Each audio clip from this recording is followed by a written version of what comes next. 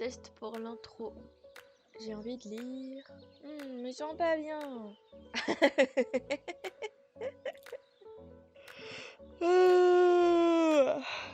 Attends, il faut que je te raconte.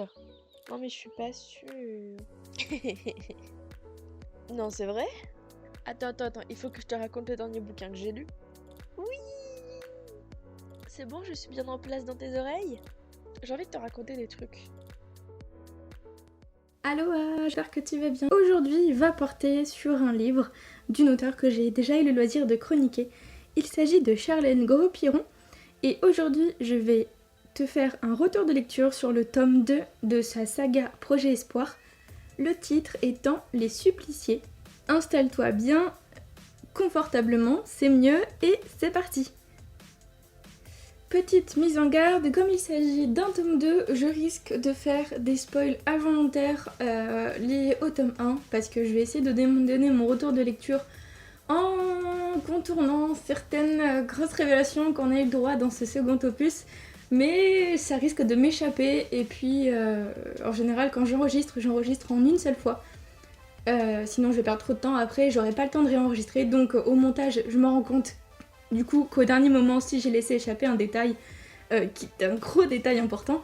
Du coup je te préviens juste si tu n'as pas eu l'opportunité de lire ce premier tome, tu peux écouter le premier podcast qui concerne le premier tome, qui date d'il y a quelques temps maintenant. Tu peux aller découvrir ce livre via les réseaux sociaux de l'auteur ou via les avis, des commentaires que tu peux trouver sur Amazon, etc. pour te donner une idée un peu de ce qui se raconte. Voilà, du coup, si tu n'as pas encore compris que c'est un retour de lecture sur un deuxième tome et pas sur un premier tome et qu'il risque d'y avoir de gros spoils, je te le redis là. Et sinon, c'est à tes risques et tes périls si tu souhaites quand même continuer l'écoute de ce podcast. C'est parti pour de bon cette fois-ci.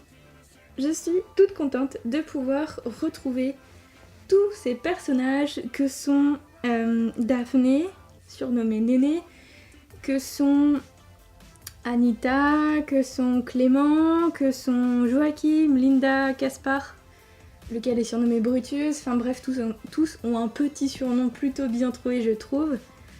Et du coup je suis super contente de les retrouver, donc pour faire un rapide point de la situation, Daphné est l'héroïne principale. Nous l'avons suivie, nous avons appris à la connaître et à connaître sa famille, à connaître ce qu'elle était, car elle n'est pas une simple jeune fille qui est froide d'apparence et qui a l'air de vous tuer au simple premier regard. Pas du tout, c'est une chasseuse. C'est une chasseuse d'obscurs. Que sont les obscurs? Donc très rapidement, ça ce n'est pas du tout un élément qui te spoil, ne t'en fais pas. Ce sont des créatures malfaisantes qui hantent les humains alors que ceux-ci ne peuvent pas les voir. Il n'y a que les chasseurs, donc les familles de chasseurs et de chasseuses qui ont cette capacité-là. Et les obscurs, qu'est-ce qu'ils font? Ils disséminent le doute, l'angoisse, les questions, tout ce qui est d'ordre de l'émotion négative dans les passants, dans les cœurs des êtres humains qu'ils rencontrent, qu'ils traversent même, puisque du coup, de toute façon, ils sont immatériels, un peu comme des esprits qui rôdent, et en disséminant ces émotions très négatives, ils vont créer le conflit, ils vont créer la colère, ils vont créer l'agressivité, et ils se nourrissent de ça, donc plus ils provoquent ça, plus ils s'en nourrissent et plus ils deviennent forts, et enfin voilà, le cercle vicieux, t'imagines un peu le bazar s'il n'y avait pas les chasseurs justement pour pouvoir un peu les éliminer purement et simplement, qu'ils arrêtent de faire un peu ce bazar. Donc dans le premier tome, nous avons Daphné, qui est issue d'une famille donc, de chasseurs habitant à Paris, donc elle est habituée à chasser ces créatures absolument horripilantes dans les ruelles parisiennes, et ce qui est plutôt intéressant, c'est que chaque chasseur a un rôle qui va lui coller à la peau, selon ses capacités physiques et cognitives bien sûr, parce qu'il y a plusieurs rôles dans une équipe de chasseurs, ce n'est pas que des tracks de famille, pas du tout, c'est les équipes vont être composées en fonction de chaque élément qui est indispensable. Il y a par exemple le rôle de l'appât. Donc Daphné fait un très bon appât parce qu'elle court très vite et c'est le rôle de l'appât. Le nom est assez parlant je trouve, c'est-à-dire qu'elle est ce qui va attirer les obscurs pour pouvoir être tuée plus facilement par ses autres coéquipiers. Il y a aussi par exemple le rôle du petit frère qui lui est dans l'oreillette de toute son équipe et va les guider en ayant l'œil sur les caméras et pouvoir distinguer les obscurs qui ne sont pas encore visibles au détour d'une rue et va pouvoir ainsi aider toute son équipe à pouvoir s'orienter de manière à réussir les missions d'extermination. Ce mot a eu du mal à sortir. Donc voilà, il y a plusieurs rôles dans une équipe. Et donc nous avons Daphné qui est donc APA, comme je le disais, qui est une très bonne APA et c'est une personnalité très forte.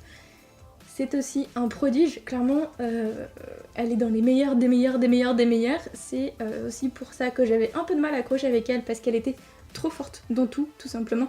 Elle courait très vite, elle savait se battre très fort, elle était très forte, enfin voilà. Et c'est pour ça que moi j'avais un peu de mal à m'identifier, parce que je ne suis pas moi-même aussi forte. Et je trouvais ça un peu presque ce côté surhumain, super-héros. Et suite à sa nature, enfin pas sa nature, mais suite à ses qualités très importantes en tant que chasseuse, elle est envoyée à Rome, qui est une ville donc plus imposante que Paris, et surtout qui est le centre névralgique de tous les obscurs, qui est le lieu à la fois le plus saint qui puisse exister, parce que Rome, la religion, etc. Mais parce qu'il y a la basilique, le pape notamment, enfin voilà, c'est un peu le lieu du pape aussi, bien sûr, donc la religion est importante, et c'est aussi l'endroit où il y a le plus d'obscurs qui apparaissent. Et donc on a besoin des meilleurs pour pouvoir aller en quête de ces obscurs qui sont encore plus nombreux, encore plus féroces et encore plus importants. Nous voici alors dans le tome 2.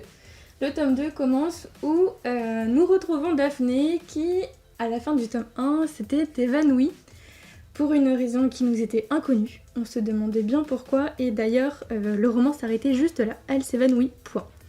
Ce qui est très sadique de la part de l'auteur, et je sais qu'elle va se marrer en entendant ça, parce que c'est également le cas dans la fin du tome 2. Il y a une fin très sadique, ça s'arrête pile à un moment, on ne sait pas pourquoi, et on est là, on se dit, mais c'est quoi la suite en fait? Enfin, tu peux pas t'arrêter pile à ce moment-là, c'est pas possible.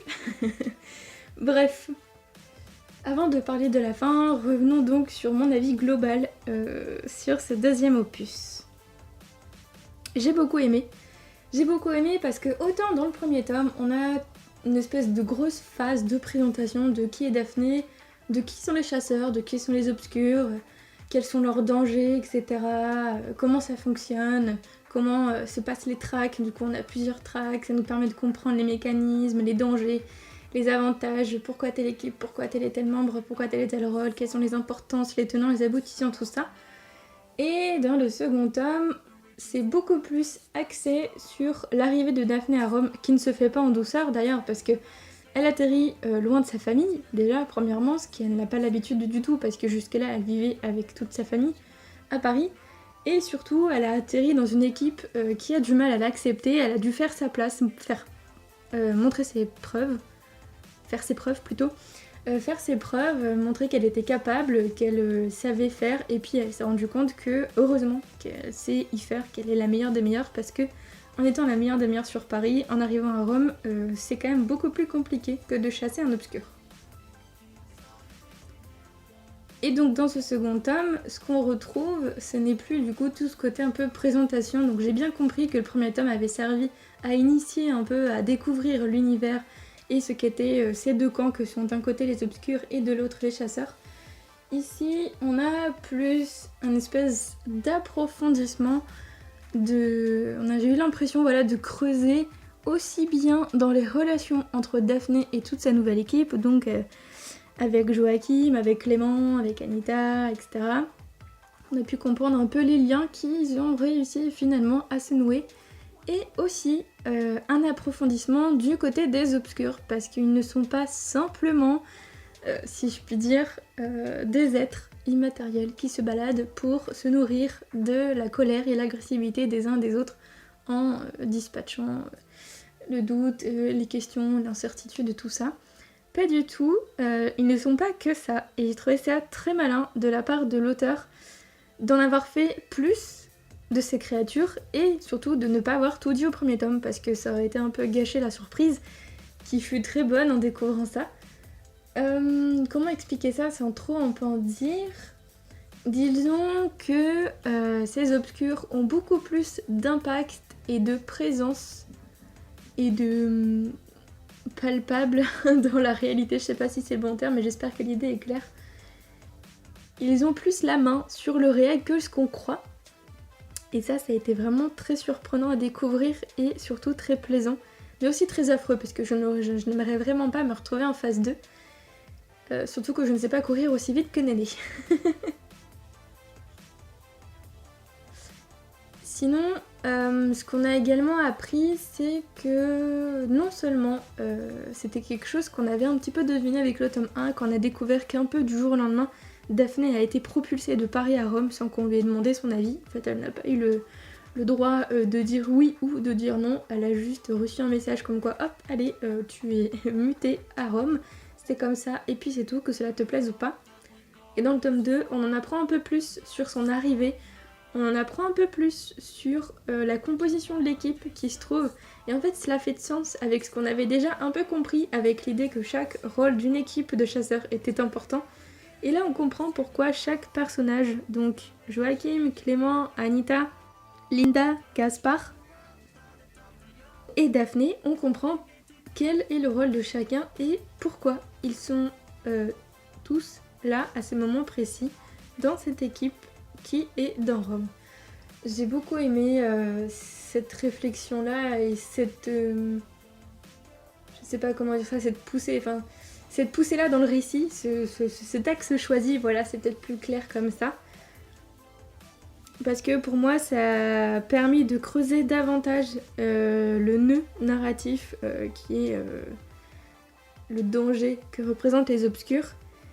Et j'ai énormément adoré en apprendre davantage sur eux aussi parce que je suis de ces personnes qui aiment beaucoup la cohérence des choses et qui aiment beaucoup le background, que ce soit de n'importe quel personnage ou des créatures qui composent l'univers ou de l'univers lui-même. Et là, Charlène nous régale du coup avec toute l'histoire qu'il y a derrière les obscurs. En tout cas, on en apprend autant que ce que ça provoque en d'autres questions, de nouvelles questions, et c'est trop chouette. On est vraiment happé du début à la fin, en tout cas moi je l'ai été. C'est une lecture qui se fait bien, qui se fait trop vite. J'ai un espèce de sentiment de non-rassasiement. De non-rassasiement. Ouais, on va dire que ça se dit.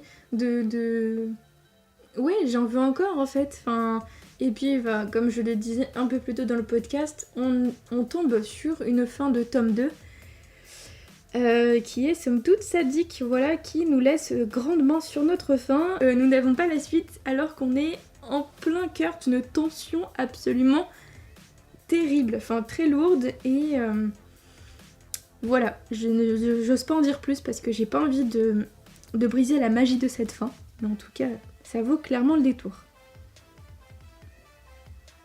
Je vais maintenant te laisser ici pour ce retour de lecture.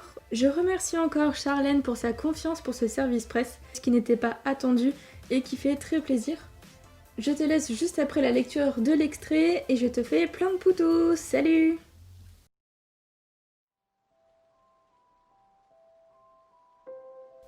Chapitre 1. Tout était silencieux, cotonneux. Puis, la douleur se fraya un chemin, lentement, jusqu'à éclater en une myriade de feux d'artifice dans mon crâne. La lumière revint, les sons, doucement, ramenant mes pensées aussi, plus bruyantes que n'importe quelle fanfare. Putain de merde! C'était difficile de formuler quelque chose d'à peu près cohérent. Je perçus mon cœur se mettre à battre plus rapidement, comme s'il réagissait enfin à une frayeur qu'il n'avait pas pu enregistrer. La souffrance s'accrut. Réflexe de base, mes mains voulurent se rapprocher de ma tête pour essayer de la soulager, même s'il n'avait rien à faire. Je me rendis compte que j'avais encore un corps, et que, bordel, lui aussi me faisait mal. Chaque terminaison nerveuse m'apparaissait à la fois extrêmement sensible et endormie. Que m'avait-on fait? Était-ce de ma faute? Où étais-je? Quelle heure était-il? Un grognement s'échappa de mes lèvres sèches. Ah, bah enfin! J'ouvris les yeux avant de gémir. Trop de clarté. On était le jour. C'était déjà ça de sûr. À moins qu'on eût laissé la lampe allumée. Mais qu'est-ce qui se passait enfin? Néné? Je plissai les paupières et les écartai un tout petit peu, histoire de découvrir qui s'adressait à moi. Mouche? Émis-je d'une voix rauque et pathétique. Oui, tu me reconnais, c'est formidable. Comment tu te sens? Ta gueule, marmonnai-je. Mal. Je réussis à capter qu'il portait quelque chose d'étrange sur la tête. Non, putain.